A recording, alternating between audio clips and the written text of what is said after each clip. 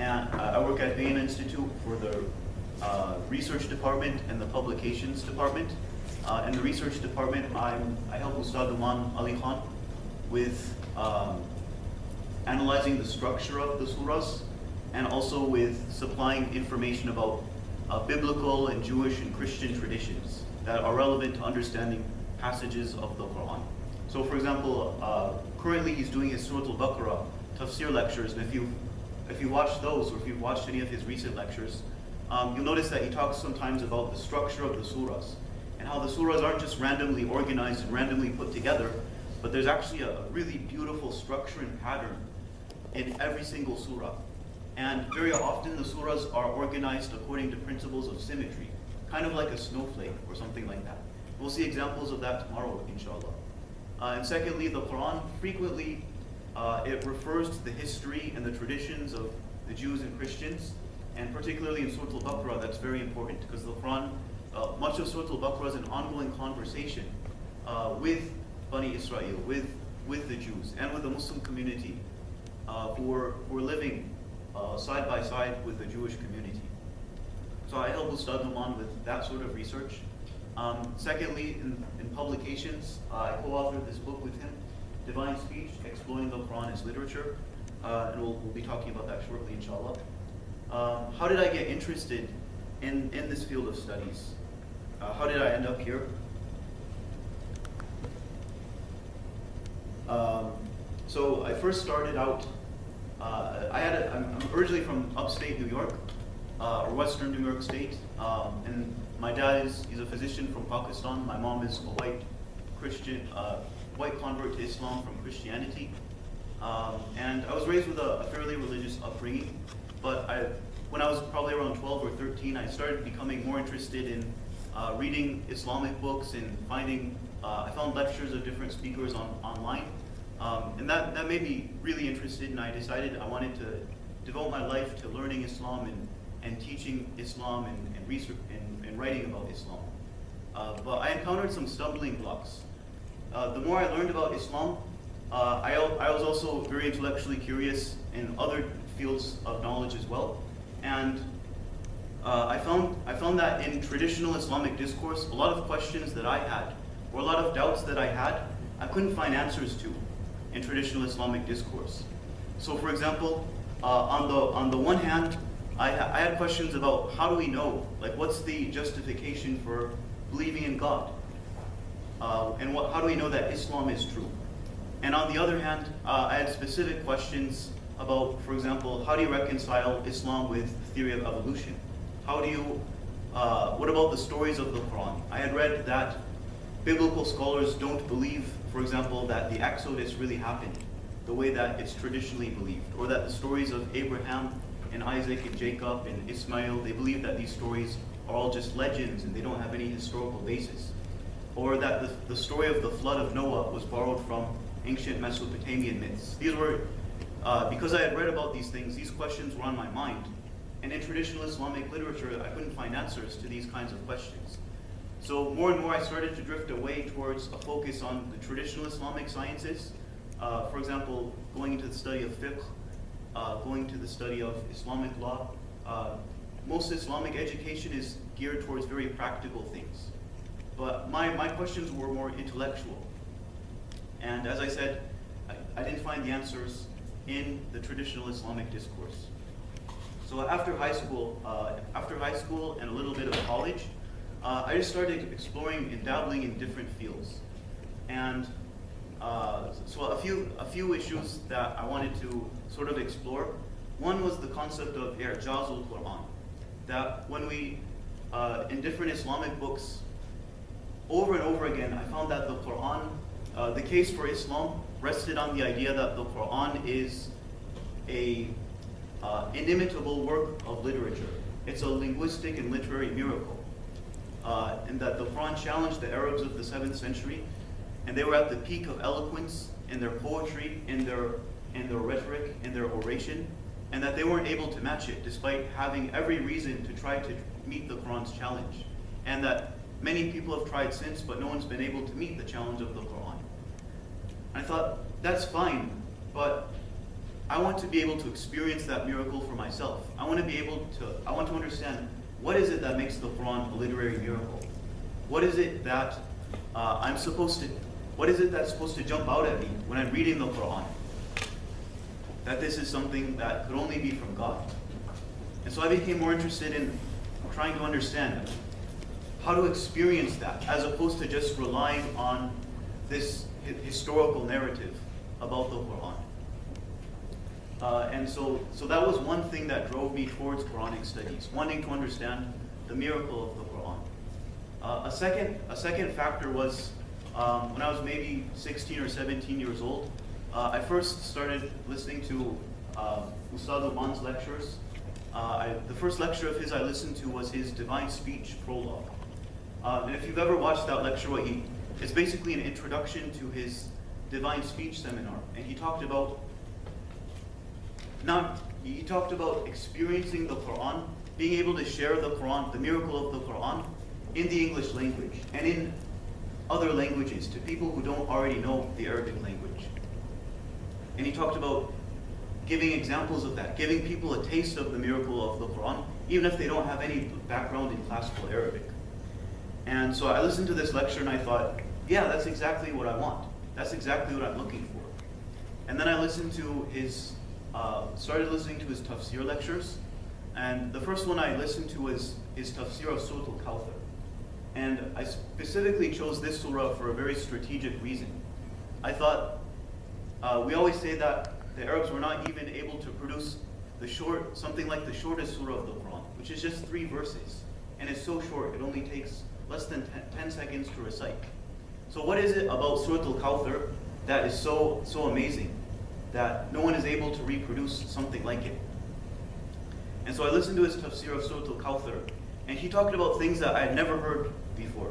He talked about the placement, the miraculous placement of the surah in the Quran. He talked about how the word choice, how every single word in Surah Al-Coauthored is just fine-tuned with such precision to convey such power and such brilliance and such wisdom. And he talked about how Surah Al-Coauthored contains prophecies that were extremely unlikely at the time they were revealed, and yet they came true. And not only did they come true, but they came true in a way that was unprecedented in history. All in these three short verses. And so when I listened to this, I was amazed and I was dazzled. And I thought, this is what I'm looking for. I want to study every single surah of the Quran like this. Then finally, a third influence on me was I encountered a book called Discovering the Quran, A Contemporary Approach to a Veiled Text by Neil Robinson. And this book was not an easy read. It's pretty technical, this book. You have to read it very slowly and really think about what he's saying. But as I went further and further into this book, I was really struck by 2 things. One, I was amazed by the literary sophistication of the Quran. That this was a Western Orientalist scholar. Basically, his background was in biblical studies. He came to the Quran. He was interested in learning about the Quran. And this is what he found. That the Quran is just this amazingly sophisticated text. The way it's structured, the coherence of the text, the phenomenology of it. He went into detail, drawing from Muslim scholarship and also drawing from Western scholarship, and also presenting some of his own original insights. And so then I really realized what an amazing text the Quran is, and that someone can devote their entire academic life to studying and exploring the sophistication of the Quran. And I was also struck by his methodology and his approach, how he came to these conclusions, how he used cutting edge methods of research, drawn from literary criticism, drawn from biblical studies, drawn from traditional Islamic sciences. And I was just really fascinated by his approach. So after reading his book, I decided that although I have a broad interest in Islamic studies, what I really want to focus on is Quranic studies. As for my other questions, I studied historical criticism, I studied biblical studies. I went through almost every book of the Old Testament with textbooks, commentaries written by scholars, with different secondary literature and biblical commentaries. I explored early Christian studies and historical Jesus studies, and I realized that, and I ended up developing a passion for that subject. Even though originally my intention was to understand the Quran better and answer my own questions, I found those subjects very fascinating as well.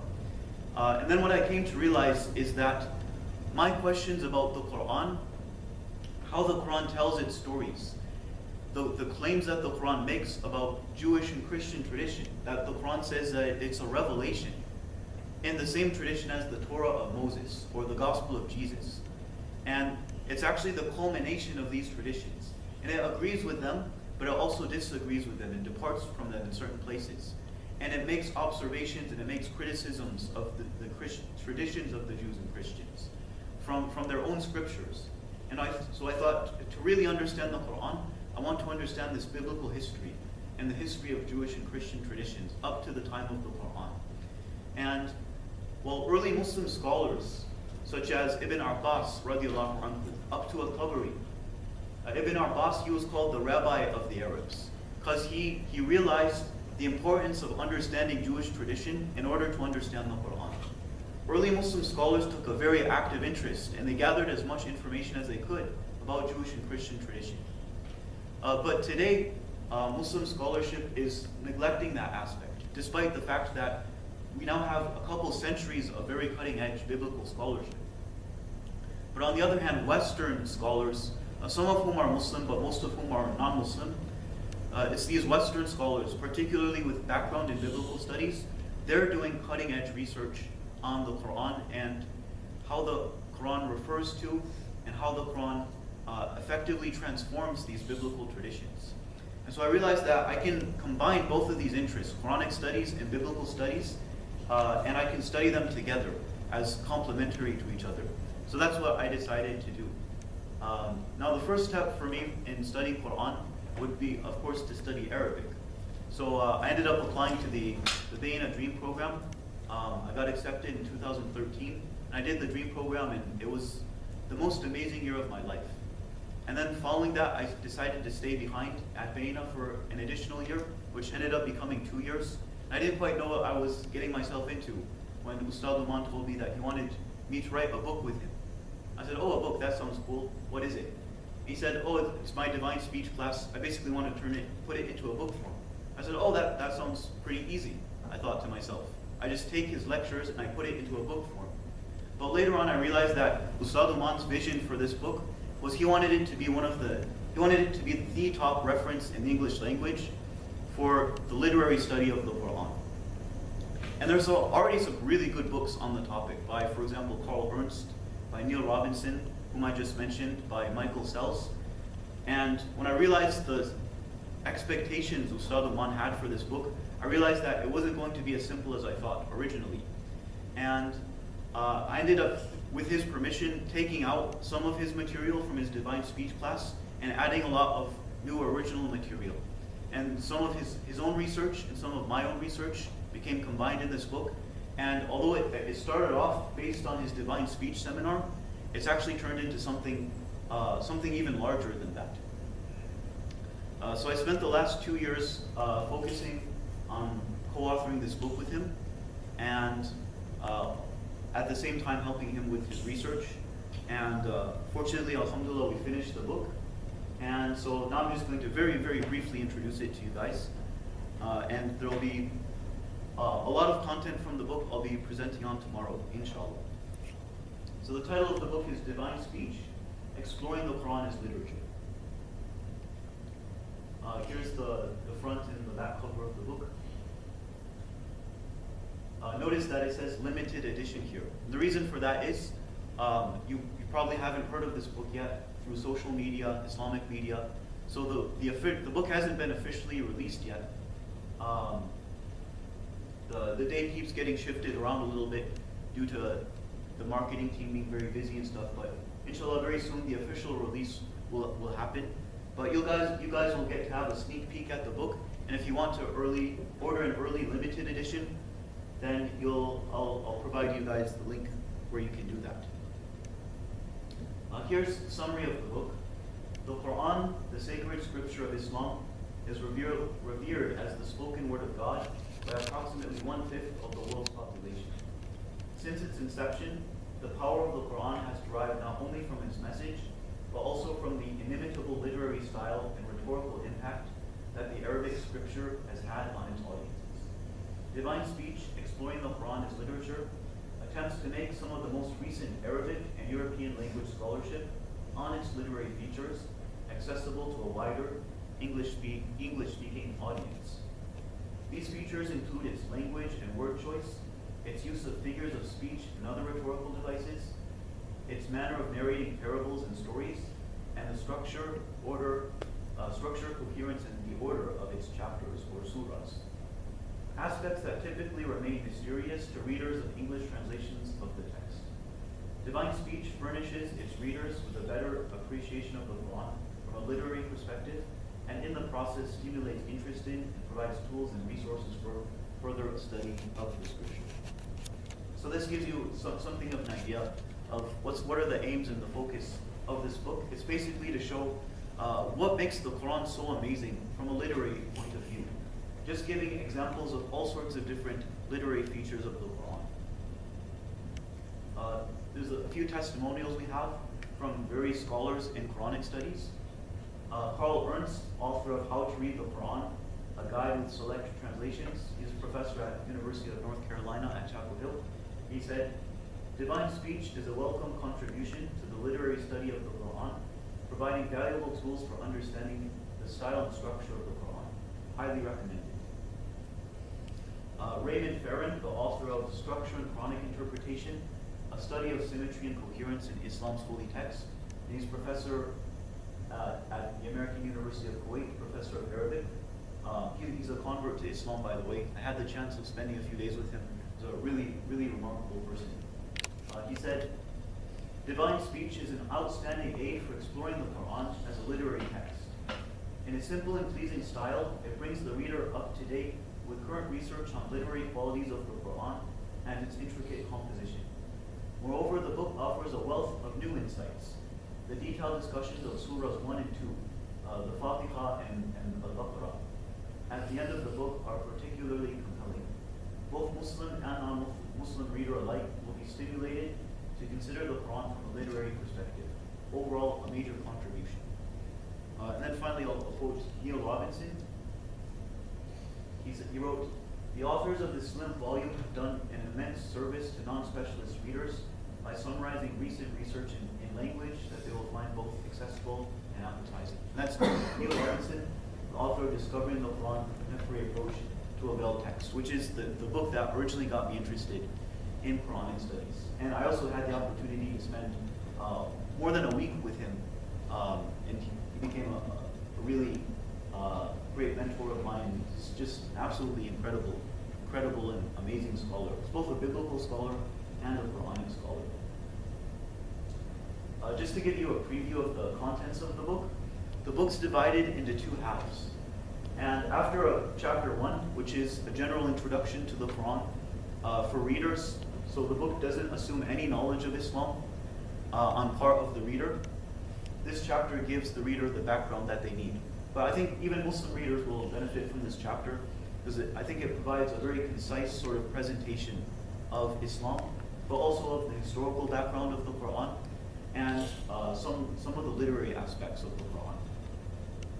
Then the first half of the book is micro-literary features of the Quran. These are features, literary features, which are focused on the level of individual words or sentences or very small passages.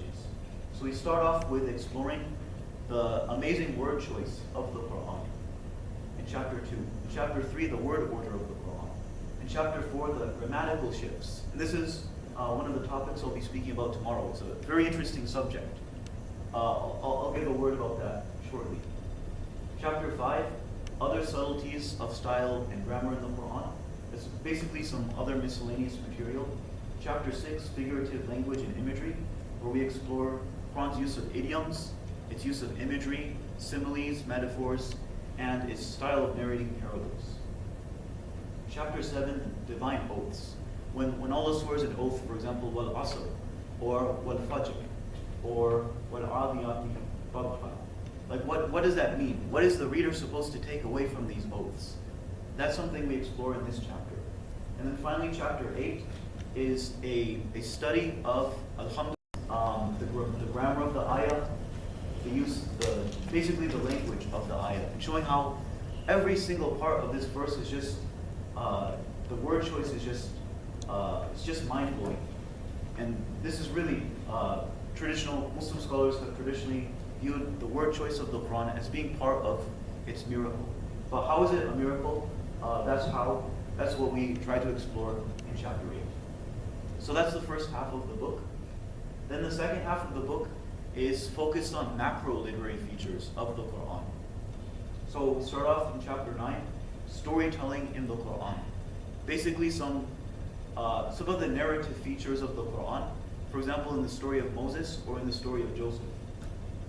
Chapter 10 furthers the study of storytelling in the Quran, but this is focused on why the Quran basically retells the same story in different surahs. Or it tells parts of a story in one surah and it tells parts of the story in another surah. Why does it do that? That's very different from the way we're used to telling stories. And also, how does the Quran take biblical stories and tell its own version of those biblical stories? And why is that so significant? Then in chapter 11, we explore the coherence and structure of the surah. So the surahs of the Quran, at first glance, a lot of surahs, they appear to be almost random collections of discussions of different topics. It starts off talking about, for example, in Surah Al-Baqarah, believers and disbelievers. Then it talks about the creation of the world. Then it talks about the story of Adam and Eve. Then it talks about the children of Israel. And just seems to be going from one random topic to another.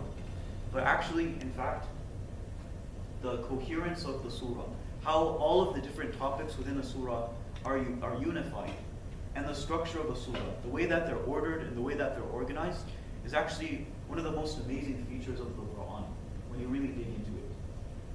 Chapter 12, symmetry in the Quran, how passages and whole surahs and even larger sections of the Quran are organized according to principles of symmetry. Chapter 13, the coherence and structure of Surah 2, the cow. Chapter 14, the order of the surahs in the Mus'haf. For example, why is Surah Fatiha the first surah, Surah Al-Baqarah the second surah, Surah Ali Imran the third surah, and onwards? Is the order of the surah something random, or is it part of the grander design of the Quran?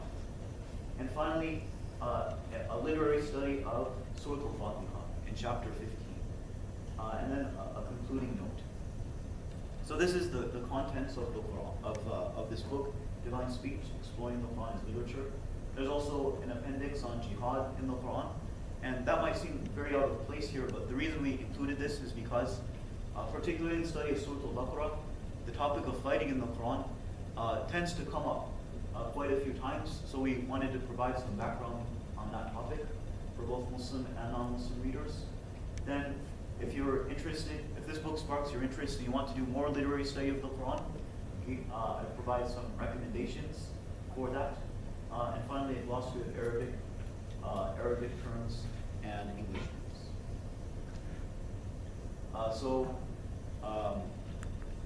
Maybe I can go to the website right now, but divinespeechbook.com.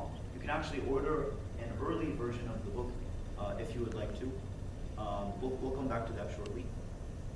As for tomorrow's lectures, first from 12 p.m. to 2 p.m., I'll be presenting on the Quran, coherence, consistency, and structure. And I specifically chose from the Divine Speech book what I think are the most puzzling aspects of the Quran, especially to Western readers, but I think even Muslim readers have the same questions. So for example, I mentioned the grammatical shifts. What are those? By grammatical shifts, I mean sometimes it's not clear immediately who the speaker is. First it seems like God is speaking, but then it seems like God is speaking of. And then it seems like someone else is speaking. Or the audience is changing. Or first it's speaking in the past tense, and then it speaks in the present tense. Or first it's speaking to a single person, then it's speaking to a plural audience. And sometimes within a short passage, a single passage, there are multiple shifts. And so many readers, particularly certain Orientalists, they thought, This shows the Quran is a very, very disorganized and chaotic text. And also the surahs of the Quran, how a single surah doesn't address a single topic or a single theme, but rather it seems to address multiple different things. And they seem unrelated at first. And the order and organization of the subject matter in a surah seems random. But actually, brand new studies in the last few decades have shown that it's not chaotic at all, and it's not random at all. It's actually a very, very profound and amazing aspect of the Quran. And so that's one of my favorite subjects, and so I'll be presenting on that tomorrow. And secondly, at 4:30 p.m. to 6 p.m., Quranic retellings of biblical stories. So another stumbling block, especially for Western readers, is at first, when they're reading the Quran, they recognize familiar figures from biblical tradition. Abraham, Adam, Noah, Moses, Jesus. But then when they start to read their stories, they notice that the Quranic take on biblical stories is often very different. Or the Quran is telling a story that I don't recognize from the Bible. Where's this story coming from? And certain Orientalists, they thought that when the Quran tells a story differently from the Bible in certain places, they thought the Quran was confusing the biblical story or misunderstanding the biblical story. But further research in this area over the last few decades has shown that actually every time the Quran differs from a biblical story in some aspect, there's actually a very, very profound literary and theological point that the Quran is making. This is another one of my favorite subjects. It's absolutely fascinating, and the sophistication of the Quran and the level of knowledge that the Quran shows of Jewish and Christian tradition is just absolutely amazing and mind-blowing, contrary to what earlier Orientalists thought. So those are the topics of my two presentations tomorrow, and I'd be very happy if you can make them, inshallah. I hope maybe I can show you guys the Divine Speech website. Well, I don't have an internet connection. But check out divinespeechbook.com, and you'll see where you can pre-order the book if you would like, or you can order a pre-release copy. The pre-release copy has some typos that I'm fixing up before the official release, but otherwise it's perfectly comprehensible, and the content will be the same. And I've also been told that sometimes the pre-release or the limited edition version of a book becomes more valuable than the permanent edition. So that might add another incentive for you. So do you guys have any questions? Yeah. So what were the greatest challenges when you were writing the book? When I was writing the book, definitely the greatest challenge is figuring out how to explain some very complicated, very sometimes very technical or advanced material, and bringing it to a general audience. So if I was writing this book for an academic audience, I could have easily finished writing this in a few months. But when I got reader feedback from readers of all sorts of different backgrounds, it made me edit and rewrite and rewrite and rewrite the book over and over and over again. And so it ended up taking about 2 years. That was definitely the most challenging aspect.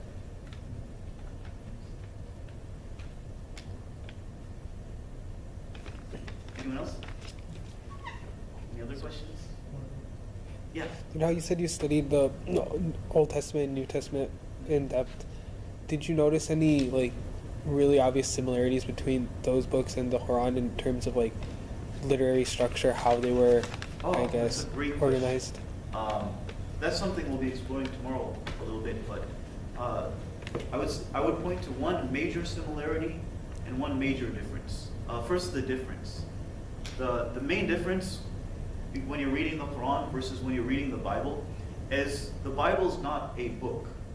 The Bible's a library of books written by many different authors over many, many centuries, and with many very different points of view sometimes. And it includes many different genres. It includes narrative, it includes law, it includes poetry, it includes history, it includes all sorts of different things. The Quran, on the other hand, is very homogeneous.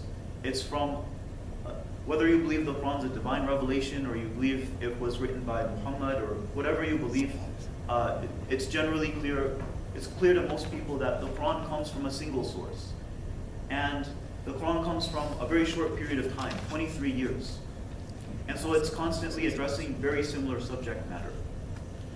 And another major difference is that the Quran presents itself as a direct revelation from God, speaking to the audience. That's very different from most of the Bible. Most of the Bible doesn't present itself that way, as a direct speech of God to the audience. There's some exceptions. For example, in the prophetic writings, the prophets are communicating revelations from God to the audience. But generally in the Bible, that's not what you find. As for similarities, one of the reasons, or a further reason I'm very interested in biblical studies, is the literary study of the Bible. Biblical scholars have done a lot of literary study in the Bible, and they're still constantly finding out more things. And the more I study these methods and apply them to the Quran, the more insights, literary insights I find in the Quran. So one of the things we'll be talking about tomorrow, the composition of the surahs, or the structure or the symmetry of the surahs. This isn't something that's only found in the Quran. It's found in other literature. This was originally discovered in the study of the Hebrew Bible. And then when these insights were then applied to other literature throughout the world, and especially to the Quran, it turns out that what scholars and readers once thought were very disorganized, chaotic texts actually show a very profound aesthetic and beauty, sort of like the way a beautiful quilt or a beautiful carpet is sort of put together. And there's order, and there's beauty, and there's color in it. And that's an insight that's definitely benefited from developments in biblical studies. Any other questions? If no one has a question, we have some pre-written questions here. So, this one's a bit relevant for tomorrow, but maybe it's a good example for what people can expect. So, in the Quran, Fir'aun, the Pharaoh, is described as claiming divinity for himself, claiming that he's the only God. But historically, we know the Egyptians worship many gods. So, if someone comes and says that this is historically incorrect, how would you reply to that? Oh, funny enough, I do talk about that in tomorrow's presentation. The Pharaoh's claim to divinity. Well, when the Pharaoh says, "Anna rabbukumul a'la," I am your Lord, the Most High, or he says, "I don't know of any gods you worship besides me." This isn't a denial that the ancient Egyptians were polytheistic. What it is it's demonstrating Pharaoh's arrogance towards his people. And there are in the Quran, there's 2 other verses that clearly state that the Egyptians, they worshipped other gods. So the Quran is very clearly aware of that. But these statements of Pharaoh, they're not denials that the Egyptians worshipped other gods, but rather they're illustrating the arrogance of Pharaoh. Especially that he wanted to be exalted. Actually, it's very, very interesting. I'm convinced with the theory, which is accepted by most historians, that the Pharaoh of the Exodus was Ramses II. And I think I have a picture of this. I do have a picture of this in tomorrow's presentation. He's very famous for his building projects. And one of his is the temple of Abu Simbel. And there's actually, and the entrance of the temple, there are 2 little gods, and then there's a giant statue of Pharaoh himself. So it's as if he's saying, these gods, they're much less important. He's glorifying himself at the expense of these other deities. And that very much fits the character of Pharaoh in the Quran. Yeah? How do you know when, I don't know how to word this question, but when you're reading the Quran, that you are understanding what the Quran is saying and that you're practicing according to the Quran? Because when we're taught growing up that the Bible is not the true word of God, and it's the interpretation of what people think God said, right? So how do we know we're not just doing what we think we're supposed to do and knowing we're following what the Quran said? Oh, that's a great question. So my area is in literary study of the Quran, but generally when Muslim scholars study the Quran, they do study it from many different angles, but what people tend to rely more directly on Muslim scholars for is exactly that, the practical application of the Quran's injunctions. So for example, the Quran mentions praying, the Quran mentions how to performing Hajj, but it doesn't give you detailed regulations about how to do that. And that's something that Muslim scholars they derived by preserving the Sunnah of the Prophet sallallahu alaihi wasallam and of the Sahaba, and learning it from their example. So, how do you know that you're applying the Quran correctly? Look at the example of the Prophet and of the Sahaba. How did they understand the Quranic injunctions, and how did they practice it? And if you have doubts, then that's what Muslim scholars are there for.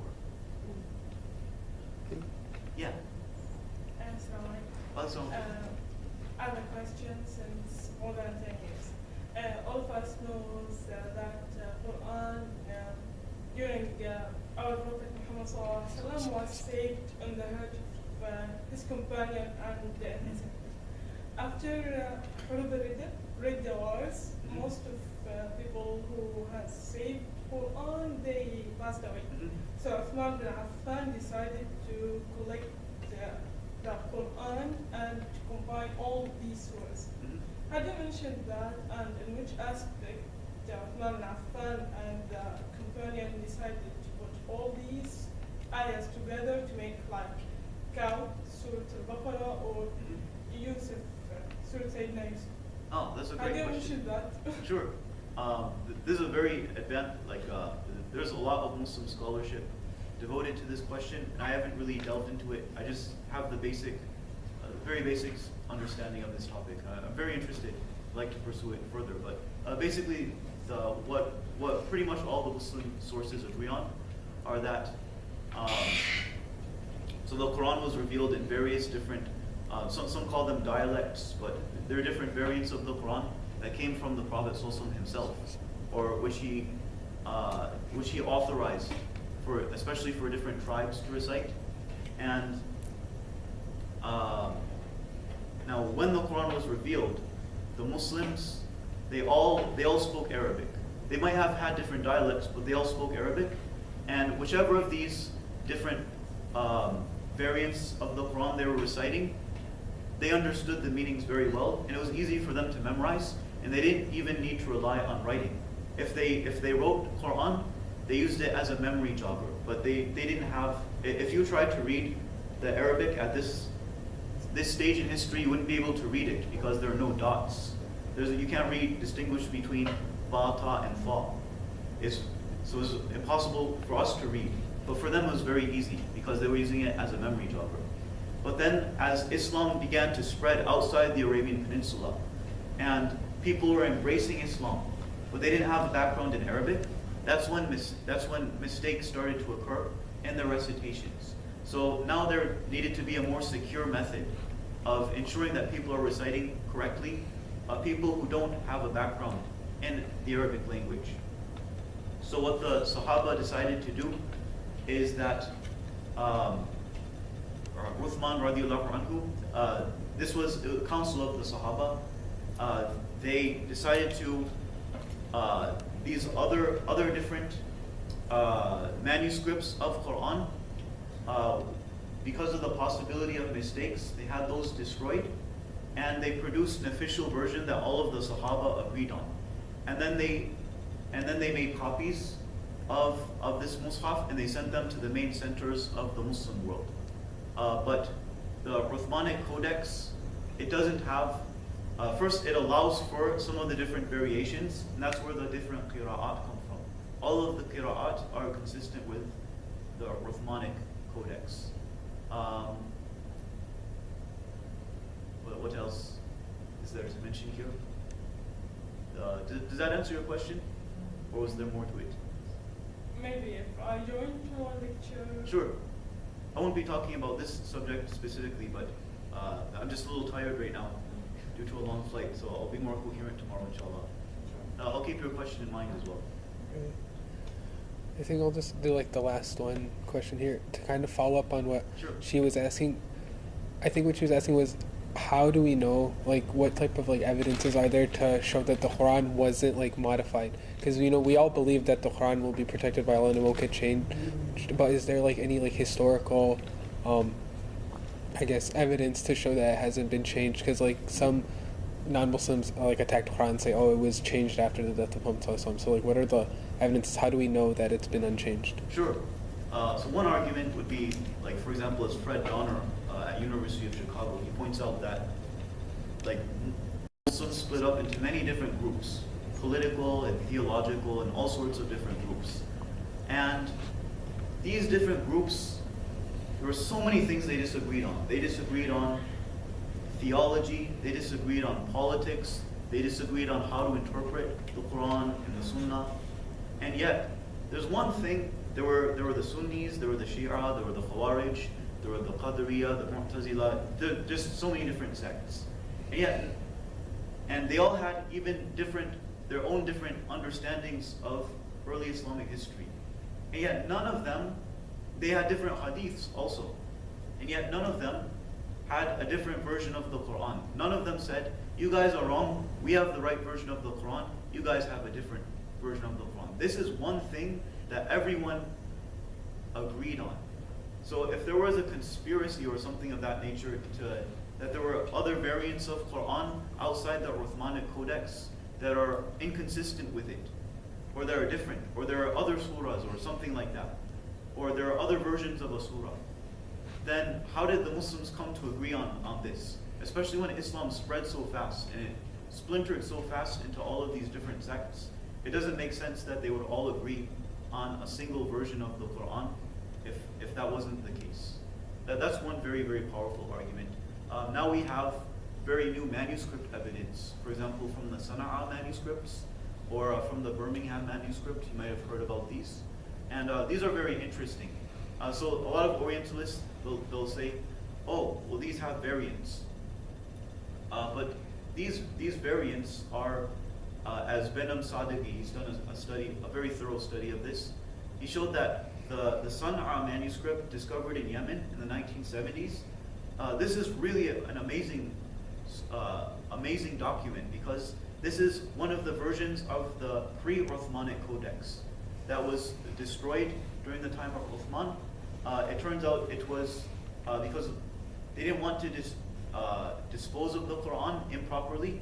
So what they would do sometimes is, in these little holes or cracks in the wall, manuscripts they weren't using anymore, they would deposit there. And no one knew about this manuscript until the 1970s, and they discovered it. And are there variants with the Uthmanic Codex? There are. But what's very important and very interesting is that these variants are, first of all, they're very minor things, like a difference in preposition that doesn't change the meaning, using, for example, using and or not using and, or using and using wa versus fa, like very li or ida, like they don't change the meaning. And secondly, these variations don't differ from the Uthmanic Codex any more than Muslim tradition already recorded. Muslim scholars recorded the variants that existed during the time of Uthman. So this actually confirms the traditional Muslim account of how the Quran was compiled and preserved, rather than undermining it.